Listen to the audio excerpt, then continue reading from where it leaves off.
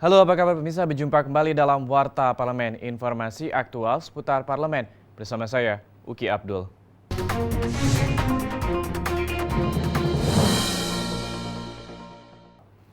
Warta Parlemen kita awali dengan informasi terkait penambahan kuota haji sebesar 10.000 jemaah haji untuk Indonesia. Pimpinan DPR RI mengucapkan terima kasih kepada pemerintah Arab Saudi dan menghimbau pemerintah Indonesia untuk mengutamakan jemaah haji lanjut usia dalam kuota penambahan tersebut. Berikut kita saksikan informasi selengkapnya. Hal tersebut disampaikan oleh Wakil Ketua DPR RI Fahri Hamzah selesai menerima Duta Besar Arab Saudi untuk Indonesia, Osama Muhammad Al-Suibi, dalam rangka pembahasan rencana kedatangan Raja Salman ke Indonesia di Gedung Nusantara 3 DPR Jakarta baru-baru ini.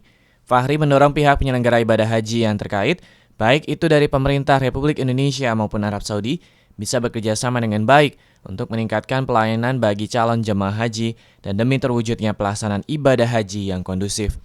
Mengundang beliau karena ada beberapa peristiwa penting yang akan kita hadapi dan yang paling penting dari semua itu adalah persiapan rencana kunjungan Raja Salman ke Indonesia pada awal Maret yang akan datang. Hal senada disampaikan oleh pimpinan DPR Agus Hermanto yang turut berterima kasih kepada pemerintah Arab Saudi atas pengembalian kuota haji tersebut. Menurut Agus, tercapainya target penambahan kuota haji merupakan sebuah usaha keras dari DPR dan pemerintah. Indonesia untuk Kerajaan Arab Saudi telepon kepada kami, kepada saya, untuk menyampaikan surat kunjungan dari Ketua MPR Kerajaan Arab Saudi ke Indonesia. Namun karena sudah dikirim kok belum mendapatkan balasannya, dia menyampaikan kepada saya dan saya langsung mengecek ke Sekretaris Jenderal dan surat itu sudah ada. Oki Zulindra dan Rangga, TVR Parlemen, melaporkan. Informasi selanjutnya datang dari Komisi 3 DPR RI yang mendesak aparat penegak hukum untuk menindaklanjuti laporan pengaduan dari masyarakat terkait konflik antara Front Pembela Islam atau FPI dengan Gerakan Masyarakat Bawah Indonesia atau GMBI. Berikut kita saksikan informasi selengkapnya. Ditemui selesai rapat dengan pendapat dengan Gerakan Nasional Pengawal Fatwa Majelis Ulama Indonesia atau GNPF MUI di Gedung DPR RI Jakarta baru-baru ini, anggota Komisi 3 DPR RI Syarifudin Suding mengatakan panitia kerja penegakan hukum akan merespons seluruh permasalahan yang dilaporkan oleh masyarakat kepada DPR. Namun, masyarakat harus mematuhi semua proses hukum sementara dan yang akan diproses oleh Kepolisian Republik Indonesia. Suding menambahkan, konstitusi yang dimiliki negara Indonesia adalah menjadikan hukum sebagai panglima dalam mengatur semua tindakan dan perbuatan yang terjadi dalam lingkungan kehidupan bermasyarakat. Jadi semua warga negara sama kedudukannya di hadapan hukum, equality before the law, ya. Dan kita berharap institusi kepolisian ya sebagai aparat penegak hukum dapat menjalankan tugas dan fungsinya secara profesional ya, tanpa memandang apa dan siapa ya.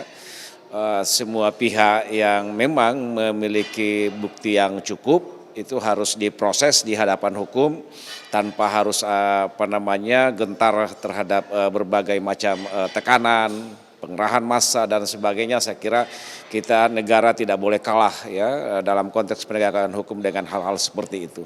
Anggota Komisi 3 DPR RI Saiful Bahri berharap proses penyelesaian masalah ini harus sesuai dengan koridor hukum yang berlaku agar kemajemukan dan kebinekaan bangsa Indonesia yang dipelopori oleh para pejuang bangsa tetap terjaga. Ada panja penegakan hukum yang dibentuk oleh Komisi 3 akan bekerja dan sebagai anak bangsa saya kira alhamdulillah kalau setiap pihak yang merasakan perlu untuk menyampaikan apa yang terjadi di lapangan kepada Komisi 3.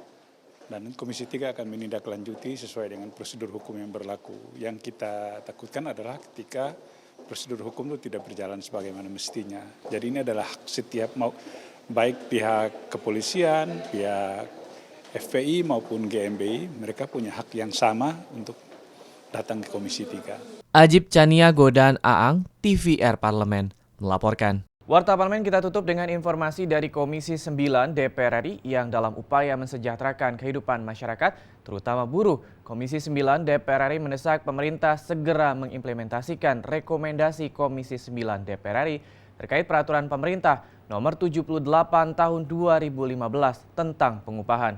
Berikut kita saksikan informasi selengkapnya. Komisi 9 DPR RI menerima aspirasi Aliansi Buruh Jawa Barat didampingi oleh Komisi 5 DPRD Jawa Barat di Gedung Nusantara 1 DPR RI Jakarta baru-baru ini. Dalam pertemuan tersebut, Aliansi Buruh Jawa Barat menilai PP nomor 78 tahun 2015 tentang pengupahan yang menjadi dasar keputusan pengupahan kepada buruh dianggap tidak melibatkan unsur kebutuhan hidup layak yang direkomendasikan oleh para buruh.